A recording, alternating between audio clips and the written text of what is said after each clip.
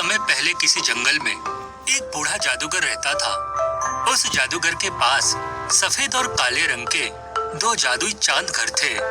जादूगर दोनों जादुई चांद घर का इस्तेमाल करके हमेशा गरीब लोगों की मदद किया करता था। फिर कुछ दिनों बाद अचानक जादूगर बहुत बुरी तरह बीमार पड़ जाता है। लगता है अब मैं जिंदा नहीं बचूंगा, मेरे मरने का समय आ गया है। देखो, मेरे मरने के बाद तुम दोनों इसी तरह गरीब और लाचार लोगों की मदद करते रहना। इतना कहकर जादूगर दम तोड़ देता है। जादूगर के मरने के बाद सफेद चांद को बहुत दुख होता है, लेकिन काला चांद खुशी से नाचने लगता है। देखो, हमारे मालिक का हुक्म याद रखना, हमें हमेशा गरीब लोगों की सहायता करनी है। ये बुढ़ा मर गया, इस बात की मुझे बहुत खुशी है। आज से मैं दूसरों को परेशान करूंगा, इसमें मुझे बहुत मजा आएगा। फिर अगले दिन दो गरीब औरतें उन दोनों से मदद मांगने आती है। कल रात तेज बारिश की वजह से मेरा घर टूट गया है, मुझ पर दया करके कुछ पैसे दे दो। हाँ, मुझे भी पैसे दे दो ताकि मैं अपना टूटा हुआ घर ठीक कर सकूं।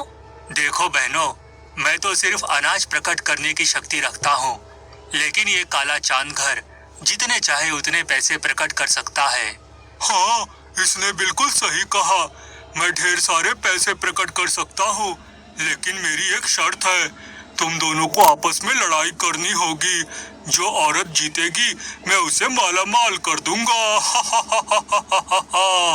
दोनों औरतों के सामने कोई रास्ता नहीं था, इसलिए वह दोनों काले चांद को खुश करने के लिए आपस में लड़ाई करने लगती है। हाँ, मेरे बाल, हाँ, वही माँ मर गई रे, मेरी टांग टूट गई, मुझे बहुत दर्द हो रहा है। हाँ। दोनों औरतों को लड़ते देख काला चांद घर बहुत खुश होता है। देखो, ये सब गलत बात है, तुम इन मासूम औरतों की मजबूरी का फायदा उठा रहे हो। मैं बहुत बुरा बन गया हूँ, बुरे काम करके मुझे बहुत खुशी मिलती है, इसलिए तू अपनी बकवास बंद कर और मुझे लड़ाई का मजा लेने दे। देखते ही देखते दोनों औरतें बुरी तरह घायल होकर जमीन पर गिर पड़ती है। अरे, तुम दोनों तो घायल होकर गिर पड़ी, मुझे बिल्कुल मजा नहीं आया, इसलिए मैं तुम दोनों को पैसे नहीं दूंगा। चलो भागो यहाँ से।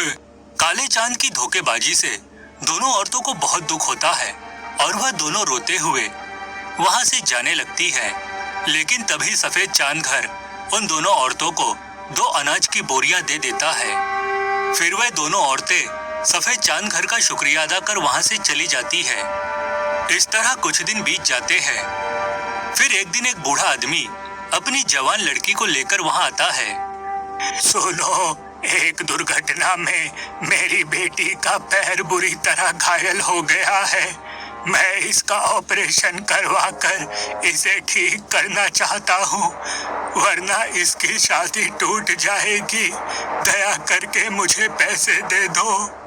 सुन बुड्ढे, अगर तुझे पैसे चाहिए तो तुझे मेरे सामने डांस करके दिखाना होगा, उसके बाद मैं तुझे पैसे दूंगा। मजबूर होकर बूढ़ा वहां डांस करने लगता है, लेकिन थोड़ी ही देर में थकान के मारे वह गिरकर बेहोश हो जाता है। पिताजी, उठिए पिताजी, आपको क्या हो गया? सुन लड़की, तेरे बाप को तो बिल्कुल डांस करना नहीं आता, इसलिए अब मैं तुझे पैसे नहीं दूंगा। चल अपने बाप को उठा और निकल जा यहाँ से। तुम बहुत बुरे हो, देख लेना, एक दिन तुम्हें तुम्हारे बुरे कर्मों की सजा जरूर मिलेगी। उसके बाद वह लड़की अपने पिता को उठाकर वहां से चली जाती है। इस तरह कुछ दिन बीत जाते हैं। फिर एक दिन जंगल के पास वाले गांव में बहुत तेज भूकंप आता है, जिस वजह से लोगों के घर टूटकर तहस नहस हो जाते हैं। वह सभी लोग मदद के लिए दोनों चांद घर के पास आते हैं। हमारी मदद करो, भूकंप की वजह से हमारा पूरा गांव बर्बाद हो गया है, हम पर दया करो। देखो, तुम सबको इस तरह रोते गिड़गिड़ाते देख मुझे बहुत मजा आ रहा है, इसलिए मैं तुम्हें पैसे नहीं दूंगा, बल्कि तुम लोगों की मजबूरी देखकर खूब हंसूंगा। ऐसा मत कहो, हम सब बहुत मुसीबत में हैं। ये देखो, देखो, हमारे छोटे छोटे बच्चे हैं, इन पर तो दया करो। बेकार